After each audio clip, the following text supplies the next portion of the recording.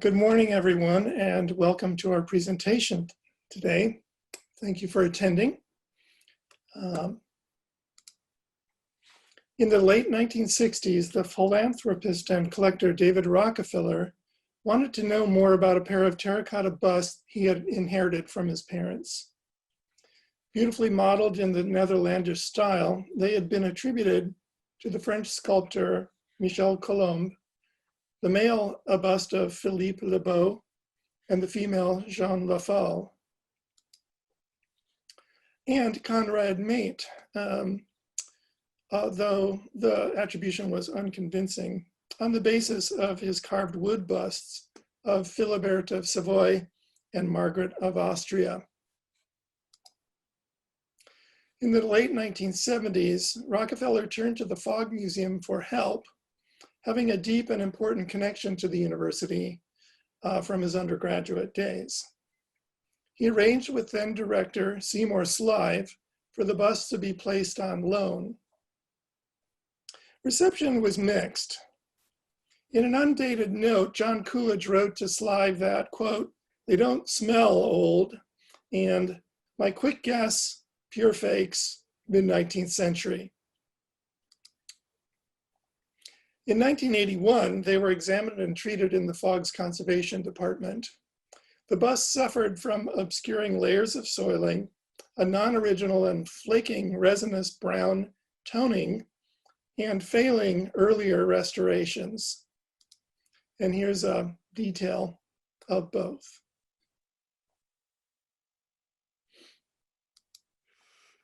The treatment records show the examination included X-radiography, which disclosed that both busts had significant older damage and restoration, and thermoluminescence testing to establish the actual age of the busts. The thermoluminescence, or TL, testing was carried out in the analytical laboratory of the Boston Museum of Fine Arts, where it was reported that when, quote, "when an approximate date of last firing is calculated, both busts seem to date from the 16th century, unquote. This was a critical turning point in the reception of the busts, removing a speculation that they were the creation of a 19th century forger. Here's the female bust at left before and on the right after conservation treatment, with the soiling and later coatings removed and the losses and damages retreated. And the male bust on the left before treatment and on the right during treatment. These are the busts as seen today. In 1981, Seymour Slive announced the gift of the busts given in Rockefeller's mother's memory. He said to Harvard President Derek Bach, quote, "They are to Northern Renaissance sculpture what Dürer or Lucas van der Leyden is to Northern Renaissance painting and drawing," unquote. He went on to describe them as, quote, "great rarities," unquote, and vowed to find a correct attribution, describing the Fogg as an ideal venue for this kind of research and technical study. Our provenance research has uncovered the chain of ownership to 1833, which included collections in Ghent, London, Paris, New York, and finally, Cambridge. Still, almost 40 years later, Slive's vow has yet to be fulfilled.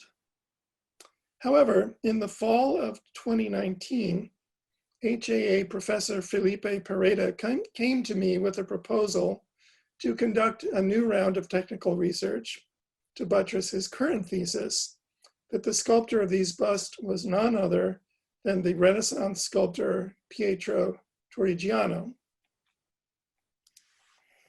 Now I'll hand the virtual podium to my collaborator.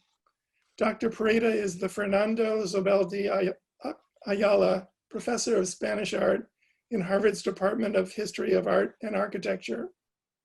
Felipe will discuss what he has uncovered about the busts, previous life, and reception, and introduce you to Pietro Torrigiano. Now I'll hand over to Felipe. Thank you, Tony, and thank you all for coming and attending this presentation. Well, you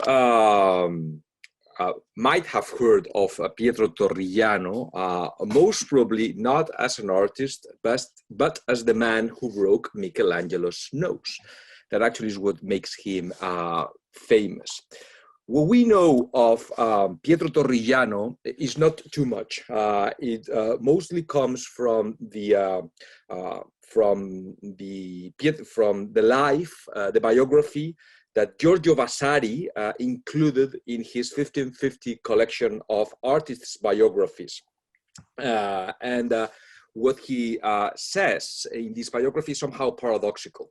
On the one hand, Torrigiano is presented by Vasari as one of the few in the whole book which has no portrait, but is introduced in the front page with a blank, the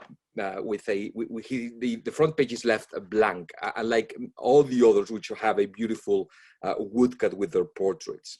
On the other hand, Vasari expressed his admiration towards Torrigiano's artistic excellence as the result of what he called his distinctive sense of pride. These are the opening words of his biography. Great is the power of anger in the soul of one who is seeking with arrogance and pride to gain a reputation for excellence in some profession. Well, the reason for this paradox in between praise on the one hand and oblivion on the other is that Torrigiano's pride brought him into a fight with Michelangelo, who Vasari, of course, loved. And as a result of this fight, Michelangelo ended up disfigured, for which Vasari punished Torrigiano to have his image been forgotten.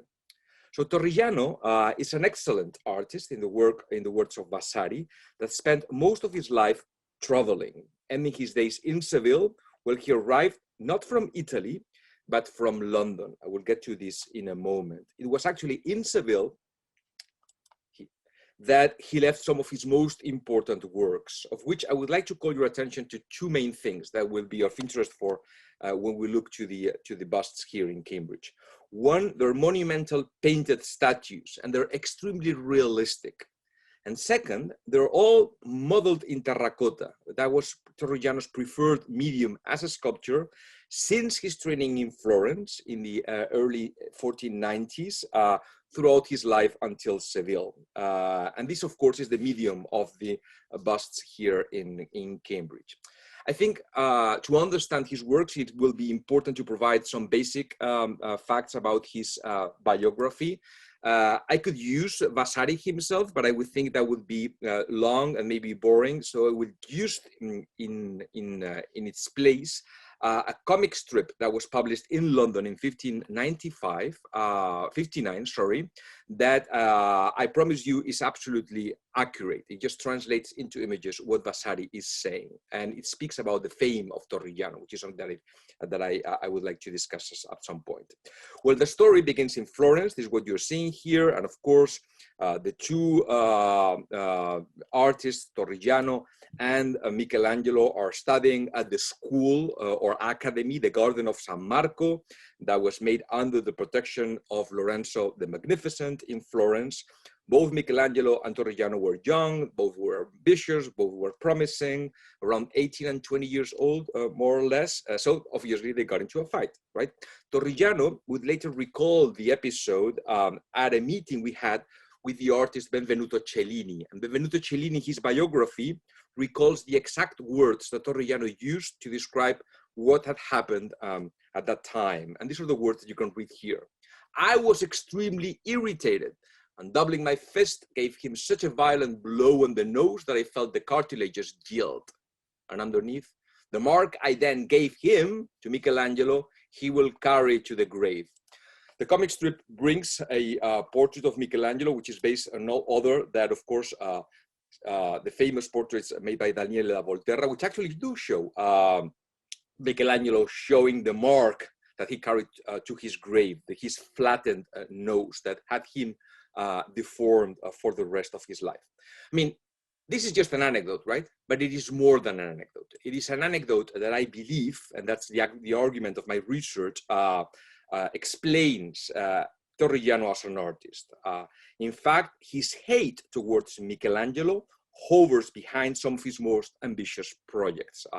Take, for example, the St. Jerome in Seville, which was clearly modeled in competition with Michelangelo's Moses. I believe that he had visited his studio in 1519 in Rome when Michelangelo was in Florence.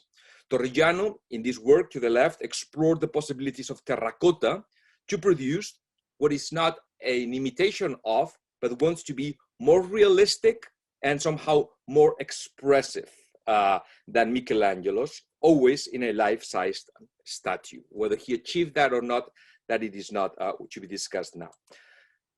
Take, for example, the other big terracotta in Seville, the Virgin and Child, which is obviously a quotation even of Michelangelo's Bruges Madonna that Torrigiano had seen when he was in the Low Countries. We'll get to see that in a moment too. And of course, again, it is not only about shifting media, marble to terracotta, it is about producing a new sense of realism that it is a different understanding of what sculpture is about. Now, let me continue now with his biography, which we need to understand what's at stake here. So Torrigiano spent many years in Italy working part-time as a sculptor in between Bologna and Rome, mostly part-time as a condottiero, a mercenary in the army. And that's well documented too. Finally, in 1510, he decided to leave Italy and move to England, to the court of Henry VIII. You're seeing him on the left, where he spent almost a decade. Doing what? Well, doing nothing less than the tombs of the kings of England. Here you're seeing the cast bronze tombs of Henry VII, the king's father, and Elizabeth of York, cast in bronze, but of course of which a previous model in terracotta would have had to be made, which has not come down to us. But he did not only do these things. In London, while in London, over 10 years of work, he modeled many bust portraits, many. All of them, of which are always in terracotta, and all of them always painted. A very famous one is that of King Henry VII, maybe the first of the series, which was made at the time of the passing of the king, maybe even after a death mask, today at the Victoria and Albert Museum in London. Some others are in American collections. For example, this one that could be a Florentine merchant at the Metropolitan Art Museum, or the most intriguing of all, that of this man, this cleric, also in New York, with the museum thinks it could be John Fisher, the Catholic martyr, but I would rather think that he's Erasmus of Rotterdam, whom we know that Torrigiano met in London. He was living there at the time. But he did even more ambitious terracotta projects. And always, again, the medium is clay, right? Like these life-sized images, figures, effigies for tombs, like the tomb of John Young, which are not only modeled in clay, but also display this portrait quality, which is modeled with extreme delicacy and a incomparable virtuosity, the same that we will see in the Harvard Art Museum's busts that we'll get to see in a moment. So have this in mind when we'll see the rest. But before we go to those, let me spend just 1 minute to finish with his biography, because I think it is important. So as I said, in the 1520s, Torrigiano left England, moved to Seville, to Spain, where he would finally find his tragic death. The story goes that Torrigiano, look at the top on the left, destroyed one of his own statues with his own hands, protesting for having not been paid what he thought he expected and deserved. Remember, Torrigiano is like the proud artist, and this would perfectly match with that. Accused of iconoclasm, maybe he didn't know where he was staying. Seville is not London at the time. The Inquisition judged him, found him guilty, sentenced him to death. He was sent to prison, and in the 1520s, Vasari says 22, I think it was 28. He died in the Inquisition jail in Seville. By the way, this has always been considered a legend, but I found archival evidence that this is actually true. Okay, now let me go to the busts in Cambridge. So, although Torrigiano's life was brutally interrupted, he did have time or find the time to produce a substantial work. So, in the last years, I've been working on a book, and I have spent some time in trying to put together his catalog. Right, there was being serious and good work being done before, but I think was not complete. So, I tried to connect the documents to the surviving works. A most intriguing document that I found was a letter that was written by the regent of the Low Countries. It was a letter written in Bruges, and this letter, written by Margaret of Austria, speaks of a terracotta bust that Torrigiano had made for her and under her commission of the daughter of the King of England, Mary Tudor. The bust, the letter says, had been made by this Pietro Torrigiano, but had broken in the neck when shipped from England to Bruges. And for this, Torrigiano was requested to come to the Netherlands to fix what was broken, right? So this bust has always thought to be lost, but we know, so I tried to see, is there any evidence to try to find this important work of art? What do we know? Well, we know at least how did Mary Tudor look like. We have this early portrait of her, right, by Michel Citeaux, a beautiful girl, almost a teenager at the time. Erasmus of Rotterdam was very impressed by her beauty, I have to say. He has very beautiful words describing Mary Tudor, right? So I thought, well, now that I have the document, I have how does she look like, and then I thought, well, that makes me remember of a pair of terracotta busts that a Spanish art historian had seen in a private collection in the beginning of the 20th century in Paris, the Dreyfus collection, before it was sold.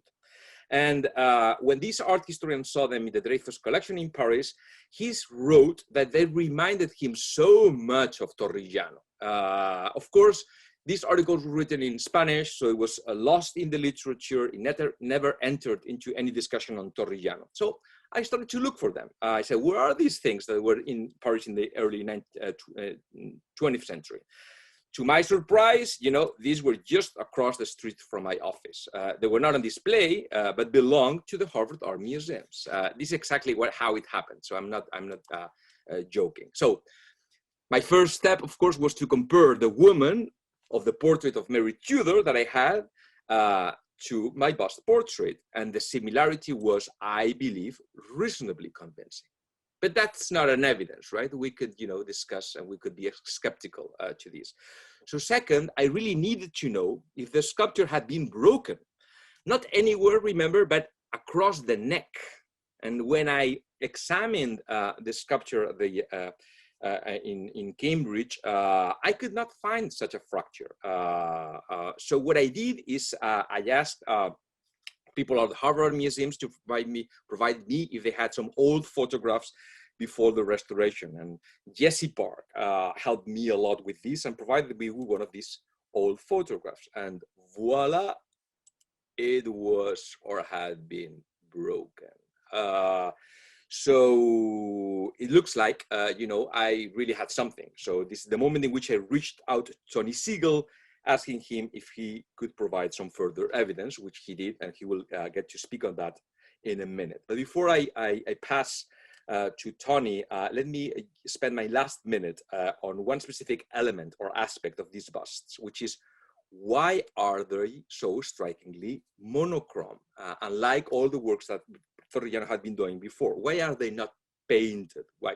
Have a double explanation for this, which I think it is important for the project. The first one is that we know that Margaret of Austria, the regent of the Low Countries that commissioned this, the bust of Mary Tudor, and most probably the other one too, privileged monochromy. She'd rather have monochrome sculpture than not painted, as it was, more often in the Netherlands.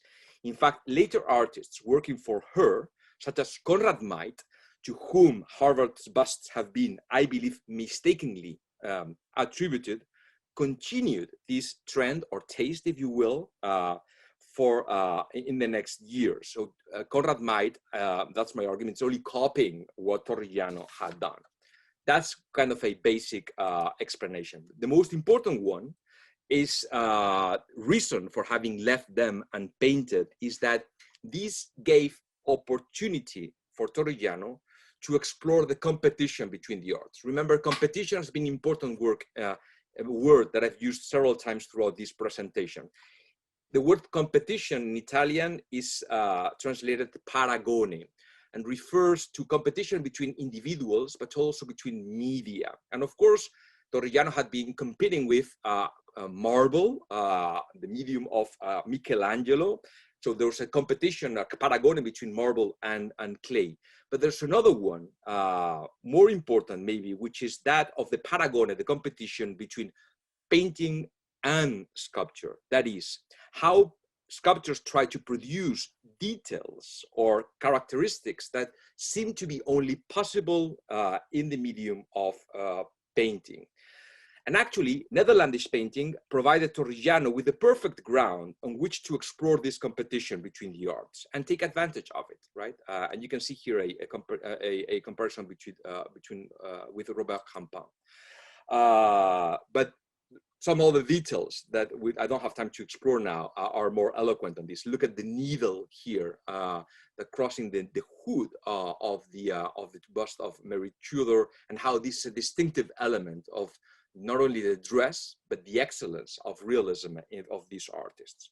Okay, in conclusion, Harvard Art Museum's busts are not among, if not the most delicate terracotta portraits of the whole Renaissance, right? They're unique. They are also outstanding documents of the competition between the arts, of that and of the unique potential of the medium of terracotta in the Renaissance. So they're just unique. Thank you. So here's the female bust, and we'll be spending more time with her today as she holds more evidence for the project. Technical art history, or technical studies, combines research into materials and methods with art history and has long been practiced by conservators in this museum. The technical photos you'll be seeing I took with a side or a raking light, which helps disclose surface textures, topography, and tool marks. Here's a range of fairly typical tools that might have been used by a 16th century sculptor, or indeed a sculptor working in clay last week. They just haven't changed that much over time.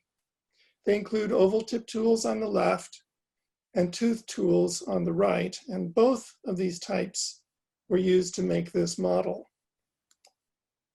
The sculptor also used his fingers to shape and smooth the clay, especially towards the end of modeling.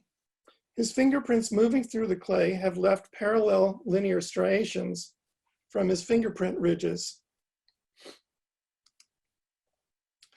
The variety and the quality of finely modeled detail on these busts is astounding. I've never seen anything like it, and I've been looking very closely at terracotta sculpture for more than 30 years. Here we can see fully 7 different applied textures. This has convinced me that these busts were not intended to be covered in gesso and painted. And my technical examination has confirmed this. As Felipe has mentioned, Margaret of Austria, who commissioned the busts, had expressed a preference for unpainted monochrome sculpture, as in the carved wooden busts we saw earlier. The stamped and cross-hatched furry texture seen on the bottom is diamond cross-hatched on the left and becomes linear cross-hatching on the right. This intermediate band he smoothed with his fingers, but here, where he missed a spot, we can see the toothed tool textures pointing out. And this gives us a glimpse into the sequence of his work.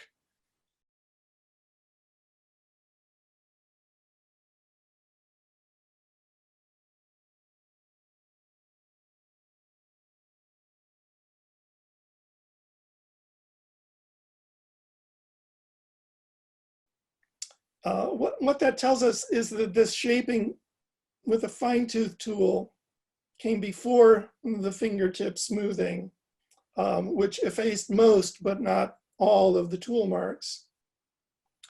This inner band of rolled suede was made by stippling with a trimmed bristle brush, something like a whisk broom. Further to the left, it appears almost like a magnified sponge where he repeatedly pressed the stiff broom straw bristles into the clay. Above, more and different kinds of decoration, such as the rippling edge of the linen at her neckline, which he created by pressing into the clay regularly with a small rounded tip tool.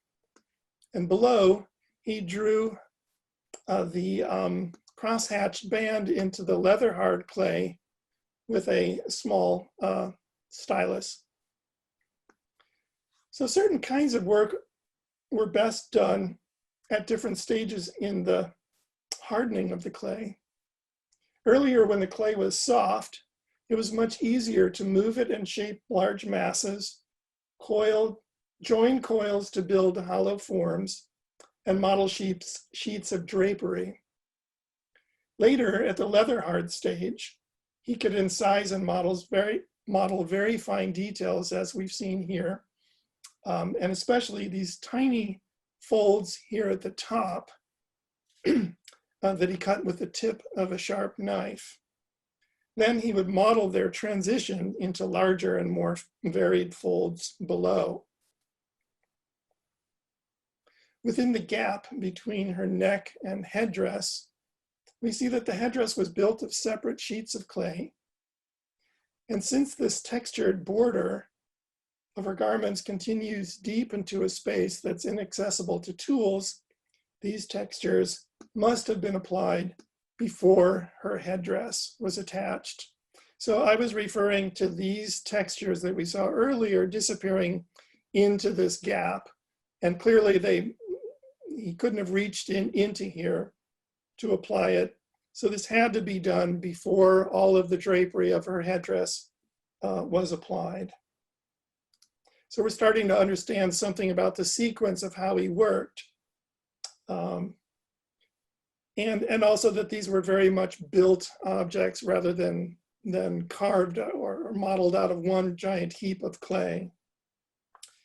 The sculptor's rendering of the faces and features of these busts is simply remarkable. This is modeling practice at the very highest level. On her chapped lips, I want to point out these small remnants of a reddish pigment. Notice these groups of the stampings of a tooth tool in the finely drawn hair. Why was this done? Well, let's return to the Paragone that Felipe talked about, the Renaissance competition between painting and sculpture. This was a way that sculptors created the appearance of reflective surfaces or contrasts between light and dark, of color, so to speak. In the painting of Mary Tudor, you see how the painter used lighter tones to create these reflective passages. But here, rather than painting, the sculptor used smooth versus coarse stippled textures to create the same kinds of effects. And if we look a little closer, look at these fine individual tendrils of single hairs that he's drawn into her forehead. These are completely invisible unless carefully lit. And clearly, they were never intended to be covered with layers of gesso and paint.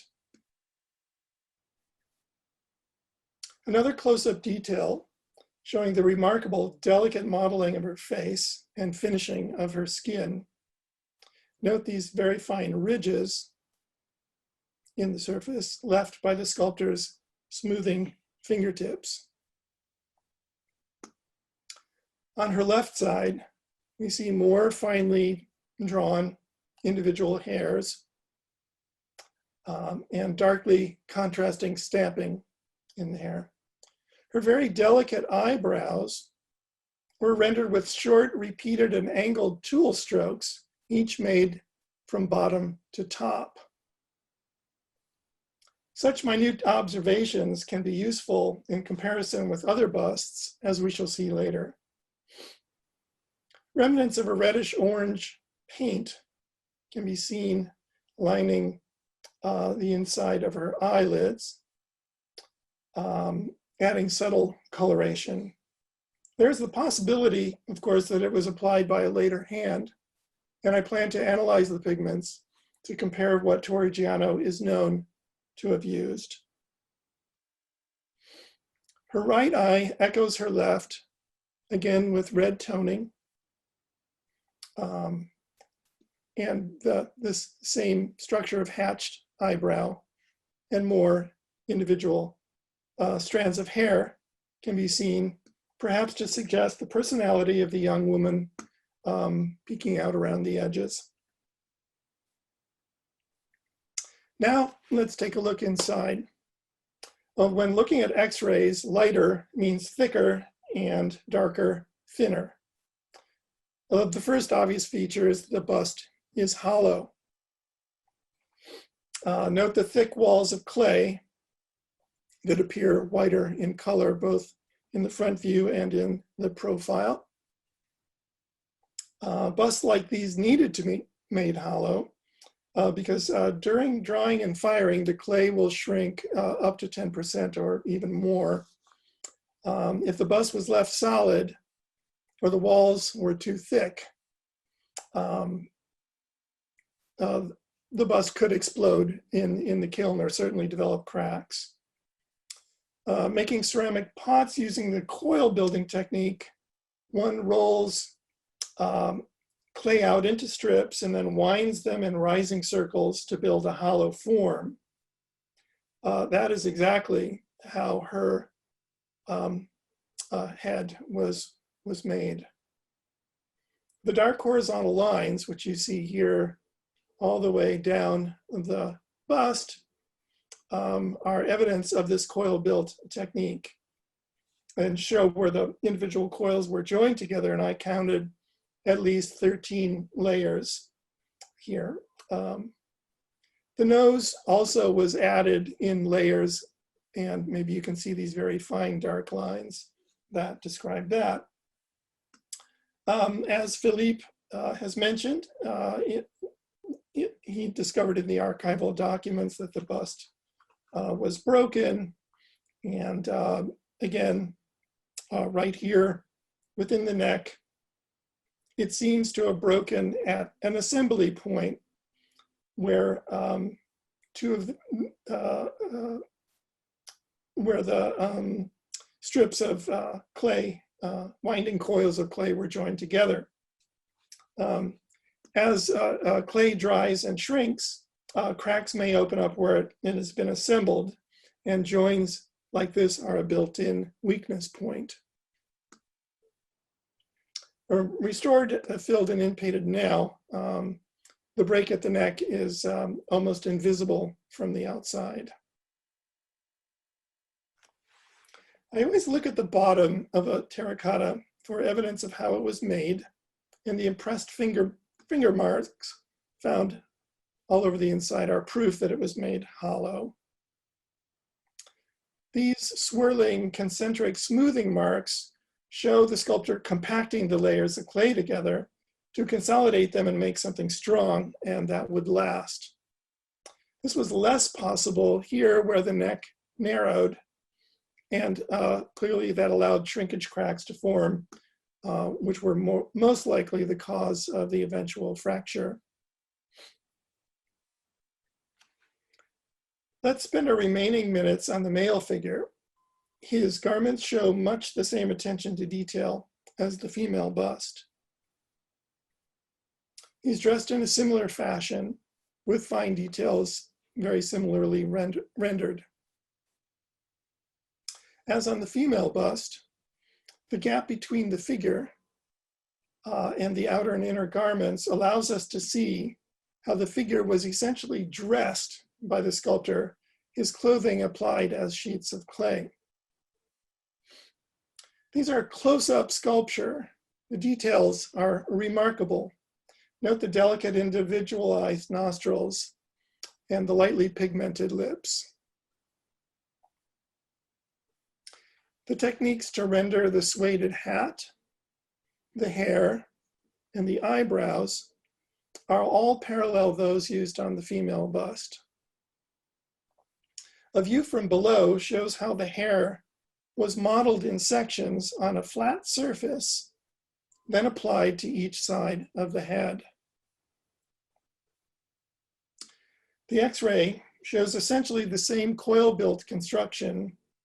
His fur stole is applied as separate thick sheets of clay. And note the metal dowels used during an earlier restoration to attach the hat brim back to the hat. The underside shows the same general methods of formation and consolidation. To conclude, there's very much more that we could say about these busts, but this is what our time allows this morning. We're planning an article to detail our findings, and hopefully this will be fortified with technical examinations of other Torrigiano sculpture that I hope to conduct in New York and overseas when travel again becomes possible. However, while stuck at home during the shutdown, I have continued with my readings and online research. This bust on the Rijksmuseum website, the Virgin as Maria Dolorosa, has been attributed to Torrigiano by the Rijksmuseum. Despite the paint, I could see that the Virgin has identically incised eyebrows. And therefore, I've added a visit to Amsterdam to my list to study this bust. Now I'll hand it over to Felipe. Thank you, Tony. So we've run out of time. So I just let me just say a few words to underline what a privilege has been to be working at Harvard that allows you to carry out projects like this one, right? So having across the street from the Sackler building, technical art history department has given me the opportunity to do something that otherwise would have been just impossible. So I'm grateful to Tony Sigel, to the museum staff for their enthusiastic collaboration, for something that helps to my teaching. So I have had, with help of Tony, classes around these objects in the past. I hopefully will finish the book that I'm writing. The Man Who Broke Michelangelo's Nose is the title, coming hopefully will come out next year. And ultimately, I think this would make for a beautiful exhibition. I think that we really need to bring Torrigiano back from the black legend of having just been the man who broke Michelangelo's nose to give him the protagonism that he deserves in the history of Renaissance sculpture. So I thank you all for being with us today. If we have time, I will be happy to attend. We will be happy to attend any questions. Thank you. Thank you, both of you, for such a wonderful presentation. We do have just about 3 minutes. If there are any questions, you're welcome to unmute yourselves and ask your question, or you can enter a question into the chat box, and I'd be happy to read that aloud. Tony and Felipe, maybe in the last 2 minutes, you can both tell us what has been the most fun part of this project for you so far. Felipe. Yeah, I mean, for me, it was kind of a amazing discovery, as few that I have encountered in my whole career.